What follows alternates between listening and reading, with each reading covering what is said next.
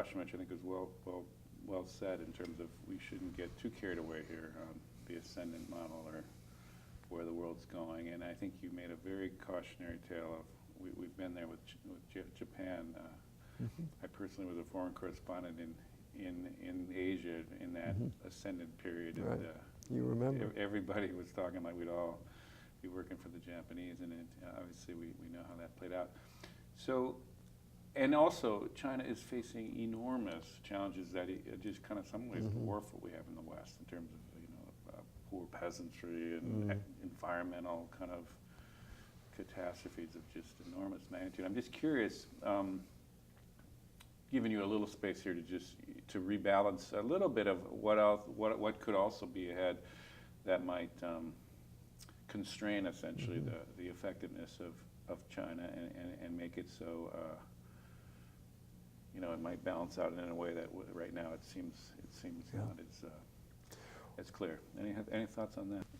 We all know really only one thing about economies with any sort of inevitability, and that is they go like this. They're cycles. And there's never been an economy that's just done this forever.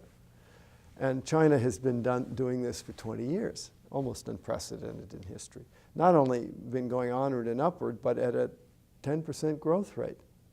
And this is not even approachable by anyone else. We'll see about India. So at some point, China's going to hit a bump in the road. It's so closely involved or with the global economy that it's also vulnerable to things outside. It's no longer an autarky, that it just gets to do its own thing and can separate itself from the world.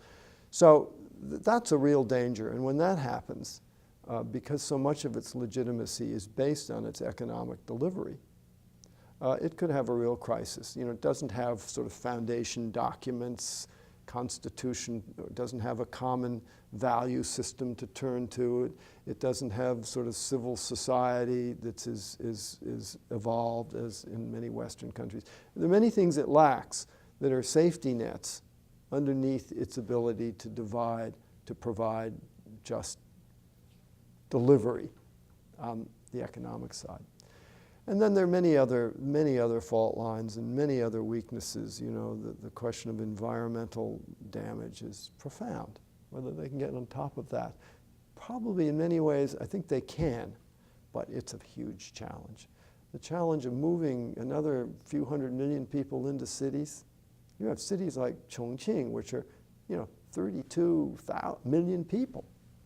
I mean, it just dwarfs anything that's ever happened any place else. To provide 15 million new jobs every year, to keep all of these people on the escalator going up, exceedingly difficult. And then you have a lot of unrest. You have massive corruption, because you have to remember here you have a system where the party controls property, and the party controls the banks. So in order to deal property, there has to be some official who's being paid, maybe $1,000 a month tops. Of course, he's going to want to rake off and pay off, and then he's friends with the banks. So you have property and banks coming together, and this is how you get bubbles. So corruption is a problem. Public unrest is a problem. The confiscation of property, because there's no private property. Huge problem. You get a whole village. The guy comes in, and the officials say, sorry, guys, we're taking your village. You move someplace, we'll get you nice high rise out in the boondocks. Well, this makes people really angry. So there are all kinds of things like that that are seething beneath the surface and which scare the wits out of the leadership, and we don't hear much about them. And Chinese media doesn't cover them because they don't want the dots connected. But you know that they're scared, because otherwise they wouldn't be so assiduous in their control. To control the media, control the internet, control this. When the Nobel Prize was awarded, they're stopping scores of people from leaving the country at the airport. Why? They just worried they might show up in Oslo. That's a lot of control. So these are problems. one of the main problems is not China. It's us.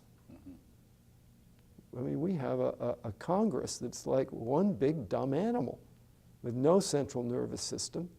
It can't seem to do anything. And yet somehow we're supposed to dock with China. We're supposed to form policies that can imagine a new future with China. And we can't even support our own schools. So it's very alarming. China is just churning away over there. And for us to figure out a new angle of repose with them in a bilateral sense on a whole host of issues, we have to have an ability to form policy and, even more important, to implement it.